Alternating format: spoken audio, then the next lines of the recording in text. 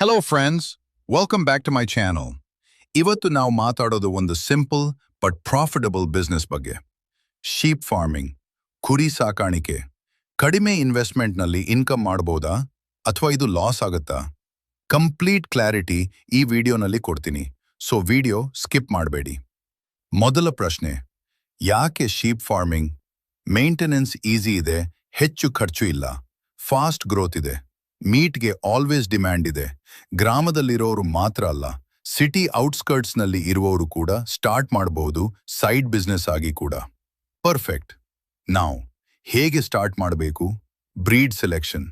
Hasan, Mandya, Bellary breeds best. Local breed ತೆಗೆದುಕೊಂಡ್ರೆ easy maintenance. Place shed. Clean shed ಇರಬೇಕು. Rain ಮತ್ತು sun protection ಇರಬೇಕು. ಫುಡ್, ಗ್ರಾಸ್, ಲೀವ್ಸ್, ಫೀಡ್ ಕೊಡಬಹುದು. ಒಂದು ಕುರಿಗೆ ಡೈಲಿ 10 ರೂಪಾಯಿಂದ 20 ರೂಪಾಯಿವರೆಗೆ ಸಾಕು. Health care, vaccination important. Clean water ಕೊಡಬೇಕು. ಇವು ಬೇಸಿಕ್ ಸ್ಟೆಪ್ಸ್. ಇದನ್ನ ಫಾಲೋ ಮಾಡಿದ್ರೆ ಗುಡ್ ರಿಸಲ್ಟ್ ಸಿಗುತ್ತೆ.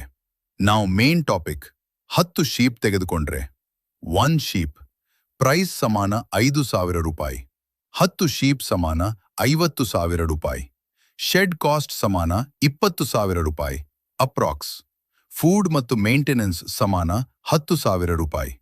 ಟೋಟಲ್ ಇನ್ವೆಸ್ಟ್ಮೆಂಟ್ ಸಮಾನ 70,000 ರೂಪಾಯಿರಿಂದ 80,000 ರೂಪಾಯಿವರೆಗೆ.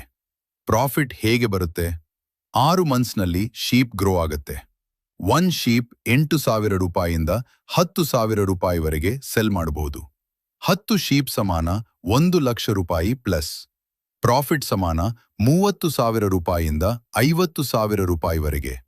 ಸರಿಯಾಗಿ ಮಾಡಿದರೆ ರೆಗ್ಯುಲರ್ ಇನ್ಕಮ್ ಕೂಡ ಬರಬಹುದು. Important tips.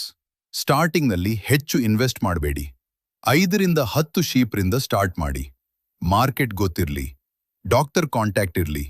ಪೇಷನ್ಸ್ ತುಂಬಾ ಇಂಪಾರ್ಟೆಂಟ್. ಕರೆಕ್ಟ್ ಪ್ಲಾನಿಂಗ್ ಇದ್ರೆ ಇದು ಸೂಪರ್ ಬಿಸ್ನೆಸ್.